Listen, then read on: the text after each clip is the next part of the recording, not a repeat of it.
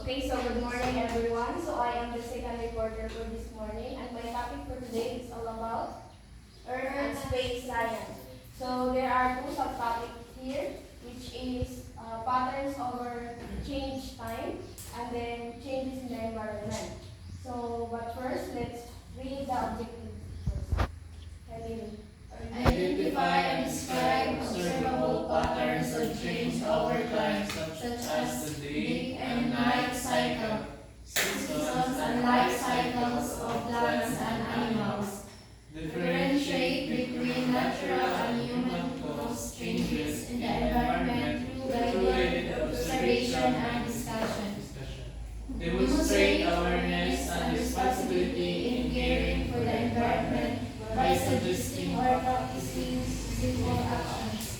So I hope that we will achieve this objective at the end of our discussion. So now let's proceed to our activity.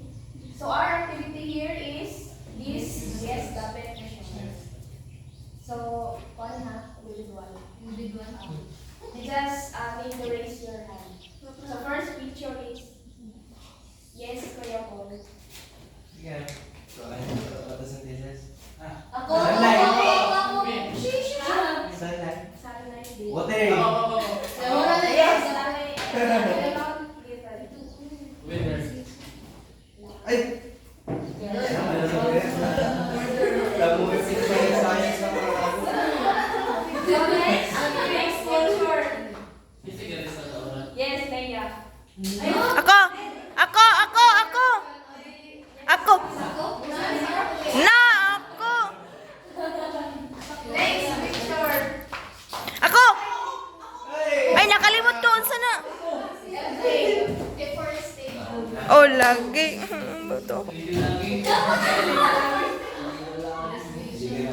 Next. Yes, Kuya Paul. global warming. Ako! Yes. Ah! Last. Flood control. Ako! Unsa yung English sa Bagyo? Ay, dili! Unsa yung English sa Bagyo? Gani! Kabalo ko sa answer pero kalimot ko sa English!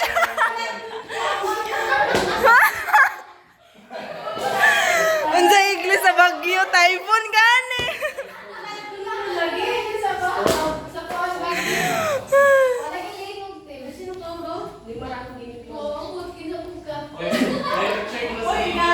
Hoy, apil ako, kabalo ko, di kalimot lang ko sa English. Okay, so once we're done, so let's proceed to our discussion. First, we have patterns of change over time.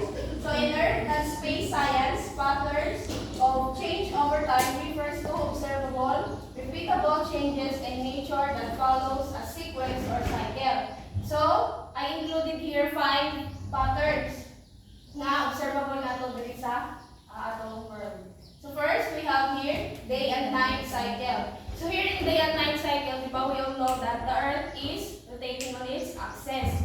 So as the Earth rotates, so di ba, if for example, ang Philippines is nagatubang sa sun, of course, daytime siya. And if pag ang Philippines nagatubang sa talikod sa sun, so that Night. is nighttime. Gets? Next, we have seasons. So of course, we all know that we only have 2 seasons here in the Philippines. We have the wet season and the dry season. And so, question, what do you think is the reason na 2 seasons lang ang Philippines? Yes, Kuya Paul. Doon sa Philippines, we are hindi kita sa equator, nakasintayan yan sa earth. Baga, ansan, pamagtuyo. Bali, di kita makabera ng kuan at sa GSA, sa West, nasa, ito? Mr. Under Drain? Kuan sila, makaberan sila ng tungkol kay tapos ang earth, tapos sa ubos. So, thank you, Yeah, this is Mr. Paul. So, let's give 5 claps. So, gets ba sa season? Next, we have phases of the moon. So, of course, di ba? We all know na ang moon is nag-rotate din siya sa atong Earth. And then if ang sun nga ang light nga gikan sa sun is maigo siya sa moon, so it depend kung asa dapit na asa dapit siya maigo. That is why munang may atong mga phases ng munang new moon na tayo first quarter of full moon. So it is because of the light of the sun nga ning banda sa moon. Gets? And di ba nahilahi siya every month? Ana sa atong calendar. So next we have the weather pattern. So it is somewhat like the same with the season kanina. Now we only have a weather here in Philippines is marami. We have stormy, rainy, sunny, and the rest. Yes. So, question. What's the differences? What is the difference between weather and climate? Yeah, Josh. Ang weather, the weather, it is like a short-term pattern of short-term pattern na siya. So ang climate, it is like a long-term pattern of weather na it takes months na para ma-outro like at sa December, no? At sa December, di ba, ma-outro na to climate mo siya tignaw. So yun ang weather, ma-outro do siya. It depends sa ibalik man buwan, suga, tas silong pwede mo uwan, rocket outside, kaya Thank you, Mr. John. Let's give 5 claps. So next we have the growth and life cycle. So I included here the growth and life cycle. It is because may patterns pa rin siya. Just like sa game ni Melona kanina, di ba? Ang butterfly is mag-start dito sa egg. And then sa pupa or the larva. And then the caterpillar and of course the butterfly. Next is a question sa patterns of change over time. Yes. Okay, now let's proceed to our next subtopic, which is the changes in the environment. So here in changes in the environment, we also have here two reasons nga nung mag-change ang atong environment. It is because the natural changes and the human-caused changes. So first, let's discuss the natural changes in the environment. So of course, from the word itself, natural changes, so mahita mo siya without the human control. Diba? Next is the withering and erosion. So who has an idea here? Withering and erosion. Wala? So withering and erosion, kung makabantay ka mo, there are a lot, there are mountains na di ba dati flat pa siya, pero at the pagkabagayan ni bundok na siya. So that is the withering and erosion. Yes? Yes. So, weathering erosion is because di ba ang rocks, hindi sila magdugal, it's because of the acid ng rain. So, hindi siya, makalang ka na yun, makabunti ka yun sa different types of yung lupa na may nipis, may pag-aangkuan. Tungkol din siya sa ang pag-flatten ng rocks. May siya, and then use ba kung sa pa ng particles ng wood. So that is why ka ng withering, mag-ilis, ang erosion mo. Sino mag-yapon yan? So thank you, Miss Leia. Let's give 5 claps for Miss Leia. So in addition, no, I think withering is ang mountain is magkaana o flatten, while erosion is ang mountain is makonto siya magbubo such as volcano. So one of the reason is na mag-erosion ng sa lupa kaya tungkol sa tectonic plate sa nakakusap namin, which is ang isa mo is lang ang isa mag-sing, ang isa masaka, while pag mo para siya ka nalitaw na siya, abot na siya sa limit mo jump ang sa ibabaw, patong na sa katong isuksok sa ilong, which is mapos ng earthquake, then ang yuta is ma-erose sa kanang musaka siya. That's why ang withering isa is yung mountain nga kanang makabantay ta na mugamay bitaw tungod sa landslide or sa kanang withering sa natural process. So gets ba diri sa withering? Yes. Next, we have the volcanic eruption. So of course, just like here, di ba, we have a lot of active volcano here in the Philippines. So of course, this is natural changes. Okay, di mo na to controlling volcanic eruption. So the reason of this is the crust in the diba? Ang kainit na matong ilamo sa lupa. Bago pa gani, Taal. tungkol sa kamalitin ng energy. Next, we have the floods and typhoons. So actually, why not with floods? Sa typhoon lang kasi Nagdaway pa. kaya kasi yung flood control ng tayo. So the typhoon, so of course, dili na to siya hawit ang typhoon is because natural din ang bagyo ng mga nila. True. So, here the last for the natural. Natural na yan. Of course, natural. Kailan na natin yung experience.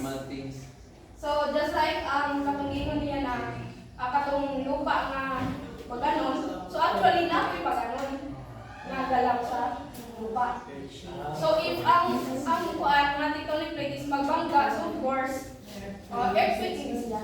Pero pag magsugan siya, Pagsugat o sumasag. So, dili na to sila control. So, here is, next is the human cause changes. So, of course, ito yung mga gawa ng mga tao. So, of course, yes, LJ. Ikaw nag-answer mo kayo na any idea? So, mga kanin and deforestation sa mga mining. Kaya, pareha sa taga dito sa Kantila, di ba? Makita sa gate niya na wala guys, halos puno-puno kay mga arasiya mo ng tao. Para maghanap ng mining So, understandable sa deforestation, di ba? Next, we have the pollution. Yes? Bilang Yes, pollution. So, ang pollution is sikat ka. Nagpasa na siya tungkol sa mga lipa na lalabay. For example, di ba yan mga yan mga atong mga waste na nilalabak sa sa dagat, sa mga kanan-kanan, di ba? Mausahay mapundo sa library sa giveaway sa maghinluhay. For example, sa sa Lindoy, may kanal sa Samarang. So, iba nila kung sa unahan mo, sa unahan din sa unahan na barrio sa mo. Ginalabas na nila sa kanal ba nito, patay. Ito kasi ang napartingin na promise tapos unmade, iyakon sa amo balitaw. So, ang nalawag kasi sa amo kay magpundo na siya na sa kwan ba, magtuy-puy na siya na nagkakabit sa mga kuwan. So, ginagawa na sa kung magbalik sa mga lipa nila tawag mo yung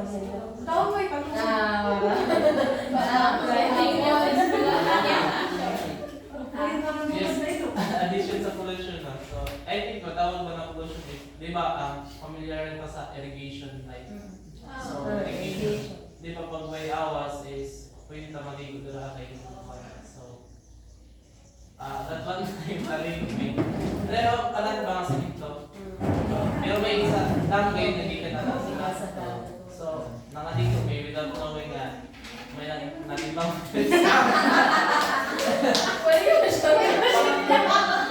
Maglabay sa lain eh. pollution sa iyo. Yes! Gano'n ang yaw-yaw mo sa upos. Tapos ang isa ka rin sa taas. Tapos nagkaon si Nicole. Isa ka lang rin sa taas. Mapagtanaw na ako. Wala yung lang tao kung ito itong manag-asawa naglaba. Wala ko sila kay naglaba man. Kaya na din siya.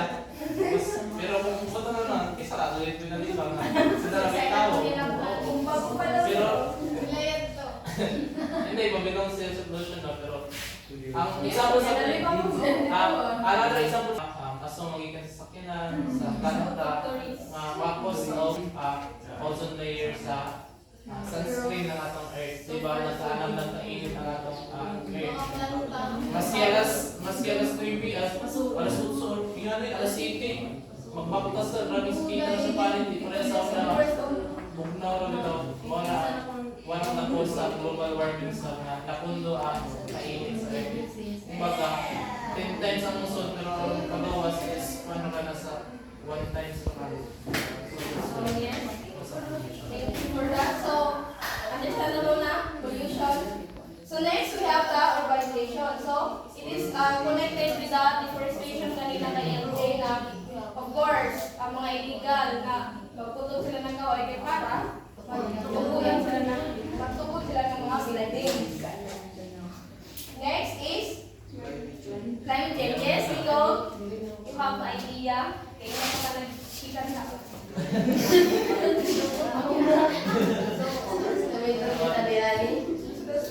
So magkakos ng climate change because of the ginabuhat ng mga tao. It's just like for example, yung tipo lang siya ibali. Like for example, yung magkapalto na dito sa deforestation, sa pollution, yung mga negative things na ginabuhat ng mga tao. That's why there's a cause na yung mga climate change. So, this is your mix. So, it is as same lang siya sa pollution.